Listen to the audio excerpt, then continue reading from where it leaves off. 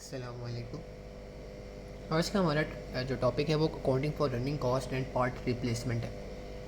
Running cost क्या होती है और पार्ट रिप्लेसमेंट क्या होता है, पहले आपको ये अंडरस्टैंड करना है। रनिंग कॉस्ट होती है जो आप इनकर करते हैं एसेट को उसकी कंडीशन में मेंटेन करने के लिए। फॉर एग्जांपल आपकी जो गाड़ी है, अगर आपको उसको चलाते रहना है तो आपके उसका 1000-1500 किलोमीटर बाद बाइक की या गाड़ी की एक स्पेसिफिक रेंज के बाद आपको उसकी सर्विस करानी होती है, वरना गाड़ी में वेयर टेयर शुरू हो जाती है, उसकी फ्यूल एफिशिएंसी गिर जाती है। क्योंकि ये जो आप सर्विस करा रही है आपकी गाड़ी को उसी हालत में रख रही है जिसमें वो है, तो इससे गाड़ी में कोई इम्प्रूवमेंट नहीं आ रही। मतलब कि गाड़ी की ऑपरेशनल एफिशिएंसी वही है जो पहले थी, बस क्या हो रही है, मेंटेन हो रही है। इस कॉस्ट को रनिंग कॉस्ट कहते हैं। और जो रनिंग कॉस्ट होती है वो आपकी एक्सपेंस्ड आउट होती है। जैसे कि मैंने एंट्रीज यहाँ लिखी हुई है, डेबिट एक्सपेंस अगर वो एडमिन में हो रही है किसी और में, और क्रेडिट कैश एंड बैंक अगर आप कैश से पे कर रहे हैं बैंक से। तो रनिंग कॉस्ट आपकी क्या होती है, एक्सपेंस होती है। अब इसके कंपेरिजन में जो पार्ट रिप्लेसमेंट होता है, फॉर एग्जांपल आपकी गाड़ी का इंजन ख़राब हो गई, आपने नया इंजन डलवा लिया। अब देखें नए इंजन के फ्यूल एफिशिएंसी बेहतर होगी, उसके अंदर जो वेयर टेयर है वो बहुत कम होगी, वो रिपेयर मेंटेनेंस कम मांगेगी। तो इससे क्या हुआ, आपके जो कैश फ्लोज हैं इम्प्रूव हुए, ऐसे कि आपको बाद में ज़्यादा में फ्यूचर में as compare to old car के न्यू कार पे खर्चा कम करना पड़ेगा इंजन पर जो रेगुलर होता है। तो इससे आपके कैश फ्लोज इंप्रूव हुए, ये कमर्शियल सब्सटेंस पीस में हो गया। तो अब इसमें यह है कि ये आपके कॉस्ट ऑफ एसेट में इंक्लूड होगी, क्योंकि इससे आपकी जो गाड़ी है उसकी ऑपरेशनल एफिशिएंसी बढ़ रही है, फ्यूल एफिशिएंसी भी शायद बढ़ रही हो, तो इस वजह से ये आपकी कॉस्ट ऑफ एसेट में इंक्लूड होगी। तो पार्ट रिप्लेसमेंट आपके कॉस्ट ऑफ एसेट में इंक्लूड होता है, जबकि जो रनिंग कॉस्ट होती है वो आपके एसेट में इंक्लूड नहीं होता। इसकी मैंने एक नीचे एग्जांपल लिखी हुई है। क्वेश्चन है, Ali spent on his asset machine 2 times a year। Ali ने अपने एक जो एसेट है मशीन है उस पर 1 साल में 2 खर्चा किया। He replace its engine with a new one for $1000। तो उसने एक नया इंजन ख़रीदा और उसको रिप्लेस कर दिया पुराने वाले को $1000 में। और he income maintenance charge of 100 for the year, और उसने पूरे साल में $100 के मेंटेनेंस चार्जेस भी इनकर किए। अब ये है मशीन की कैरिंग अमाउंट $12000 है, मीन जिससे डेप्रिसिएशन कट हुई हुई है। The old engine was scraped for $200। Old engine की जो स्क्रैप मिली है वो $200 है। Both transaction occurred at the end of the counting period, meaning अब मशीन की जो रिमेनिंग यूजफुल लाइफ है वो 10 साल है, और न्यू इंजन की जो रिमेनिंग यूजफुल लाइफ है वो 5 साल है। जिसको स्ट्रॉन्गली रिकमेंडेड है कि आप ये खुद करें, बाकी हम भी कर लेते हैं। देखें आपका जो ओल्ड इंजन है वो ईयर एंड पे स्क्रैप हुआ है, तो उसकी भी पिछली रिमेनिंग लाइफ 5 ईयर्स ही हुई होगी।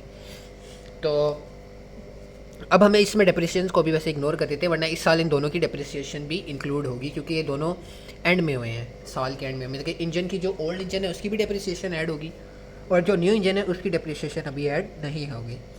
अगर वैसे हम न्यू इंजन के पर्सपेक्टिव से देखें, क्योंकि ओल्ड इंजन के रिलेटेड भी इन्होंने एक्सक्लूसिव डाटा नहीं दिया, तो 5 साल उसकी यूज़फुल लाइफ है और $1000 उसकी कॉस्ट है। अगर यही ओल्ड इंजन की है तो ये $200 बनती है, लेकिन क्योंकि रेजिडुअल वैल्यू है तो रेजिडुअल वैल्यू आपने डिडक्ट करनी है। अब ये होगा कि जो ओल्ड इंजन है वो आपका डी रिकॉग्नाइज हो जाएगा, वो आपका हो जाएगा डेबिट क्रेडिट। देखें आपको कैश आया है $200 का, और जो आपकी कैरिंग अमाउंट होगी ऑफ ओल्ड इंजन वो डी रिकॉग्नाइज हो जाएगी, जो रेजिडुअल वैल्यू है।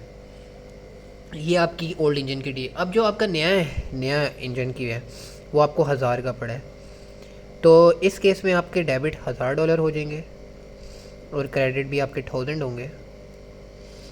ये आपका कैश गया है, ये बैंक गया है, और ये आपका इंजन है, तो ये आपका किस में इंक्लूडेड होगा, मशीन में। तो ये आपकी एंट्रीज होगी। अब एक और जो मेंटेनेंस की एंट्री है, मेंटेनेंस की एंट्री मैंने आपको ऊपर करके दिखाई कि मेंटेनेंस एक्सपेंस आउट होता है। तो आपका जो डेबिट है वो मेंटेनेंस चार्जेस हैं, जो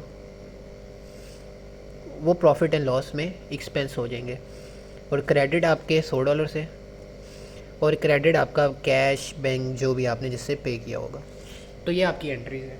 अब स्टेटमेंट ऑफ फाइनेंशियल पोजीशन में इसकी रिप्रेजेंटेशन कैसे है, देखिए मशीन की कैरिंग अमाउंट कितनी है, ऊपर उन्होंने दी हुई है $12000। इसमें पुराने इंजन की भी कैरिंग अमाउंट है, क्योंकि इन्होंने पुराने इंजन की कैरिंग अमाउंट नहीं दी हुई। मीन्स अगर क्वेश्चन होता उसमें दी होती कि उसकी कैरिंग अमाउंट इतनी रह गई है, फॉर एग्जांपल उसकी 300 रह गई है या 100 रह गई है, लेकिन अभी हम अज्यूम करते हैं कि उसकी कैरिंग अमाउंट 200 ही रह गई है, जो कि उसके नॉर्मल उसने शुरू में रिकॉर्ड की थी रेजिडुअल वैल्यू। तो $200 से आप उसको कट कर देंगे, इसको ये सब्ट्रैक्ट हो गया, और $1000 का आपने नया इंजन परचेज़ किया तो ये ऐड हो जाएगा, तो ये आपका बन जाएगा 12,800। ये आपकी मशीन की कॉस्ट आ जाएगी जो आपने उसमें लेके जानी है, आपने स्टेटमेंट ऑफ फाइनेंशियल पोजीशन में। अच्छा, इसमें आपने मशीन को भी डिप्रिशिएट करना है। मशीन की useful life, remaining useful life 10 years है, तो मशीन की जो कैरिंग अमाउंट है वो 12,000 है, इसमें इंजन इंक्लूडेड है मेरे ख्याल से। तो आप इससे 200 को सब्ट्रैक्ट करके जो बाकी 11,800 है उसमें आपने 10 ईयर्स की यूज़फुल लाइफ लेनी है, जो कि 1180 आती है। तो इस तरह ये आपने इस बेसिक इस क्वेश्चन का पर्पस ये है कि आपने एक कॉस्ट ऑफ जो रिप्लेसमेंट है, पार्ट रिप्लेसमेंट है, उसको आपने कॉस्ट ऑफ एसेट में इंक्लूड करना है, जबकि आपकी जो रनिंग कॉस्ट है आपने उसको एक प्रॉफिट एंड लॉस में एक्सपेंस करना है।